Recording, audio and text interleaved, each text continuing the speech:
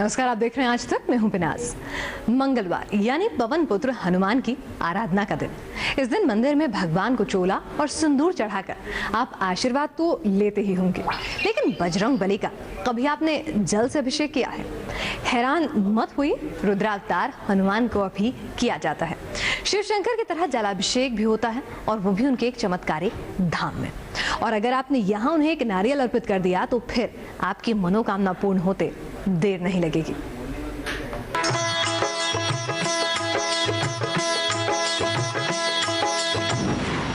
एक हाथ में त्रिशूल, एक हाथ में गदा, शिवलिंग सा है स्वरूप। जलाभिषेक से होते हैं प्रसन्न।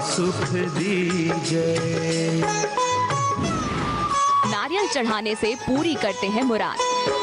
जैसे कूदी सिंधु के पारा।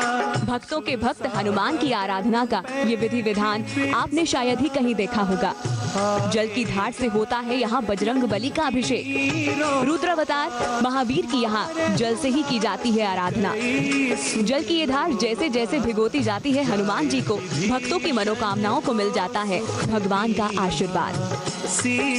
ये उज्जैन के खेड़ापति हनुमान है। खेड़ा जिसका अर्थ है उजाड़, वीरान। क्या है भगवान के इस नाम की कहानी और यहाँ कैसे आए हनुमान?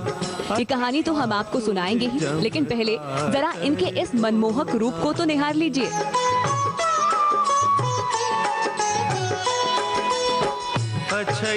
एक हाथ में त्रिशूल, एक हाथ में गदा, और इस सबसे अनूठा इनका सिर जो ऊपर से देखने पर शिवलिंग की तरह लगता है।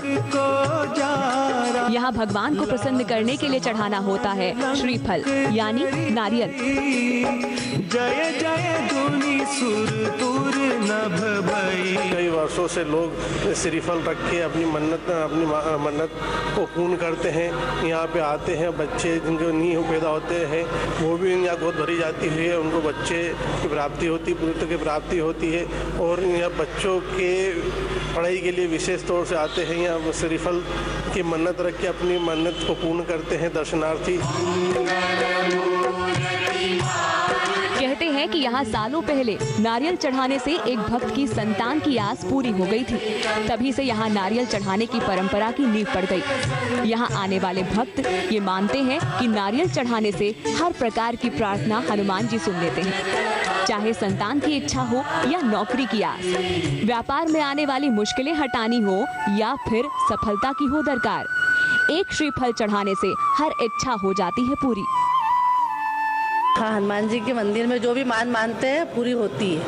यहाँ पे ये मैंने मानी थी, तो ये मेरा बेटा हुआ है यहाँ की मान से। मैं बचपन से ही यहाँ पर मंदिर में आ रही हूँ। मेरा भाई भी आता रहा है, उसका MBA में सिलेक्शन हो गया है अच्छे परसेंट से। और मेरे भी पढ़ाई में आगे भगवान से मैं जब भी भगवान से जो भी कुछ भी मांगा है भगवान ने हमेशा वो दिया है। सच्चे मन से सिर्फ याद करने से ही भगवान ने मेरी सारी इच्छा पूर्ण की है। सालों पहले यहाँ आबादी का नामो निशान नहीं था।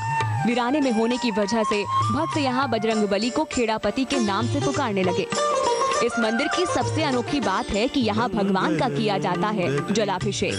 जी हाँ, शिव मंदिरों की तरह यहाँ सुबह सवेरे महावीर का जल से अभिषेक कर उनका सिंदूर और चांदी के वर्क से श्रृंगार किया जाता है, और फिर भक्तों को दर्शन देते हैं भगवान।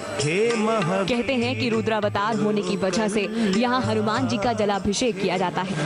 हर रोज सुबह और शाम उतारी जाती है महावीर की आरती, और फिर नगाड़ों और तालियों से पूरा मंदिर गूंज उठता है।